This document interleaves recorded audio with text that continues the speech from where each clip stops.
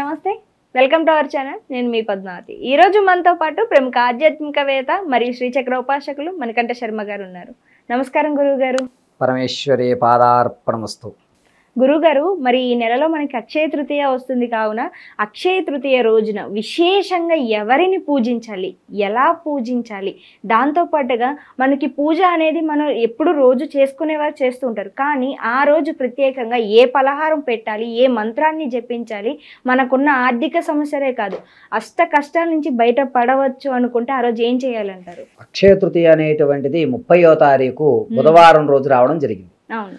ఆ రోజున సింహాచలంలో స్వామివారికి చందనోత్సవం అనేటువంటి కార్యక్రమం చేస్తుంటారు. వాస్తవానికి అక్షయ తృతీయ రోజు బంగారాన్ని కొనుగోలు చేయండి, అభివృద్ధి చెందుతుంది అనేటువంటిది నానుడి. ఆ రోజున బంగారము ఎంతో కొంత కొనుక్కు పెట్టుకోవడం వల్ల మన ఇంట్లో లక్ష్మీ కటాక్షం జరుగుతుందని ప్రతీకగా అక్షయ తృతీయ అంటే అక్షయం అంటే అభివృద్ధి చెందుతూ ఉంటుంది అనేది. అక్షయం అక్షయం అక్షయం అంటే అభివృద్ధి చెందు తీసే కొద్దీ లభించేటువంటిది, 10 మందికి మనం పెట్టుకోవడానికి మన స్థితిని పెంచేటువంటి వ్యవస్థనే అక్షయ తృతీయగా చెప్తూ ఉంటారు. అందులో బుధవారం రావడము, లక్ష్మీ కటాక్షం మన ఇంటికి కలుగుతూ ఉండడం అనుకున్నటువంటి వారు లక్ష్మీ గణపతి ఆరాధన చేయడం చాలా శ్రేయస్కరం. వేకువజామున 5 గంటల కల్లా నిద్ర లేచి ఇల్లంతా శుభ్రం గావించుకుని పద్మాలు దొరికితే పద్మాలతో అమ్మవారికి లక్ష్మీదేవి అష్టోత్తరం చదివి 6 గంటల 45 నిమిషాలలోగా మీ పూజ పూర్తి అయిపోవాలి. 6 గంటల 45 నిమిషములకి బుధవారం రోజు పూజ పూర్తి అయిపోవాలి. అర్థమైందండి?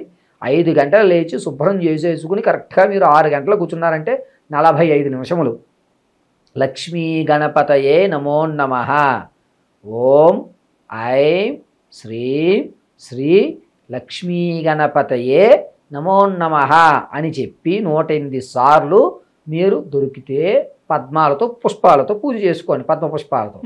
లేదు అనుకుంటే అక్షతలతో అన్న అర్చన చెయ్యండి. కాదు అనుకుంటే మీ ఇంటి ప్రాంగణంలో ఎక్కడైనా తెల్లటి పుష్పాలు దొరికితే తెల్లటి పుష్పాలతో పూజ చేసుకోండి. పరవాన్నం నైవేద్యంగా సమర్పించండి. మీరు బంగారం కొనలేకపోతున్నారు. ఇప్పుడు నాకు తెలిసి ఏమిటంటే బంగారం రేటు తగ్గింది కాబట్టి కొనగలుగుతారు. కొనలేనటువంటి వారు ఎవరైతే ఉన్నారో వారు 5 రూపాయలు కాసులు దొరుకుతున్నాయి కదా, 5 రూపాయల కాసులు 11 కాసులు ఒక దాని మీద ఒకటి నిలబెట్టుకోండి. ఇలా దాని మీద ఒక గోముఖ చక్రం పెట్టండి. గోముఖ చక్రం పెట్టి చక్కగా గంధము, పసుపు, కుంకుమ, పరిమళ శోభితం అంటే అక్షతులు కలుపుతారు కదా, అందులో కాస్త సెంటు కానీ లేకపోతే జవ్వాది కానీ కలపండి అక్షతుల్లో.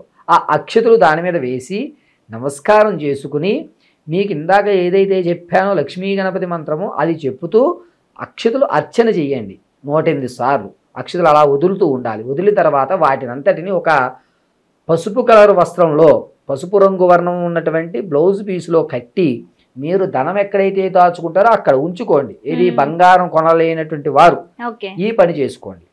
యథాశక్తానుసారము ఆ రోజు పరవాన నైవేద్యం సమర్పించి పక్కన ఎవరైనా చిన్నపిల్లలు లక్ష్మీదేవి స్వరూపంగా గజ్జలు కట్టుకుని గల్లు గల్లుమంటూ తిరుగుతూ ఉంటారు కాబట్టి చిన్నపిల్లలు ఎవరైనా ఉంటే వారికి ముందుగా నైవేద్యం సమర్పించి అప్పుడు మీరు స్వీకరించడం అక్షయ తృతీయకు ఉన్నటువంటి విశిష్టమైనటువంటి ఫలితం. ఈ అక్షయ తృతీయ రోజు ఇల్లంతా కూడా చందనం వాసన వచ్చేలాగా చూసినట్లయితే కనుక మీ ఇంటికి లక్ష్మీదేవి నిరభ్యంతరంగా లోపలగా రావడానికి, ఏ ఇబ్బందులు లేకుండా రావడానికి అవకాశం కలుగుతుంది. గురుగారు, మరి అక్షయ తృతీయ రోజున విశేషంగా ఇంకేమైనా చెయ్యాలి అనుకుంటే కనుక మీరు అన్నారు మనకి కళ్యాణం అనేది దేవాలయంలో జరుగుతుంది అని అనేసి, మరి అక్కడికి వెళ్ళలేని వారు ఇంకేమైనా ప్రత్యేకంగా చేసుకునే అవకాశం ఉంటుందంటారు ఆ రోజు? వాస్తవానికి సింహాచల చందనోత్సవ కార్యక్రమము చూడడం అనేటువంటిది అద్భుతమైన ప్రక్రియ. మనం అంత దూరం వెళ్ళి చేయలేము అనుకున్నటువంటి వారు మీ ఇళ్లలో లక్ష్మీ నరసింహస్వామి ప్రతిమలు ఉంటాయి. ప్రతిమలు అనగా బొమ్మలు అని అర్థం. ఫోటో వేరు, అది చిత్రము, ఇది ప్రతిమ. ఈ ప్రతిమకి చందనం అలంకరణ చేయండి. చందనం రాయండి శుభ్రంగా. చందనం రాసి చక్కగా బొట్టు పెట్టుకుని అక్కడ మీరు తెల్లటి పుష్పాలు కానీ లేదా లోటస్ తామర పువ్వులతో కానీ అర్చన చేసుకోండి. ఇలా అర్చన చేయడం వల్ల మీ ఇంట్లో ఎవరికైతే వివాహం కావట్లేదు, సంబంధాలు దగ్గరకు వచ్చి వెళ్ళిపోతున్నాయి అనేటువంటి వారికి ఆ మాట ఉండదు. సంబంధం ఖచ్చితంగా 21 రోజుల్లోపు సంబంధం ఓకే అయిపోతుంది.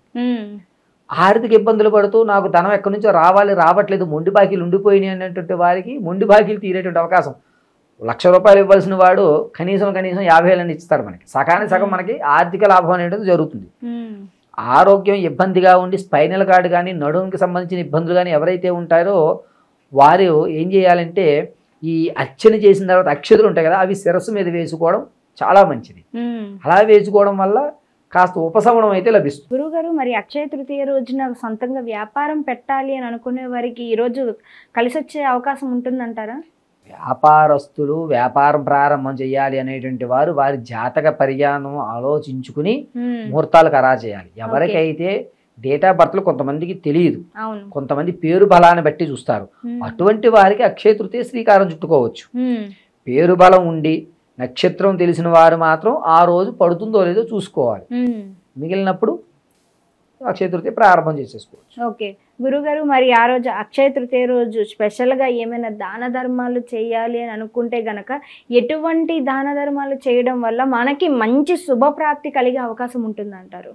అక్షయ తృతీయ రోజు మన ఇల్లంతా కూడా ఆనంద పరిమళంగా ఉండాలి అంటే ఎవరన్నా బ్రాహ్మణోత్తముని పిలిపించుకుని లేదా ఆకలితో ఉన్న యాచకుడిని ఎవరినన్నా పిలిపించుకుని కూర్చోబెట్టి విస్తర వేసి భోజనం పెట్టడం ప్రాధాన్యం.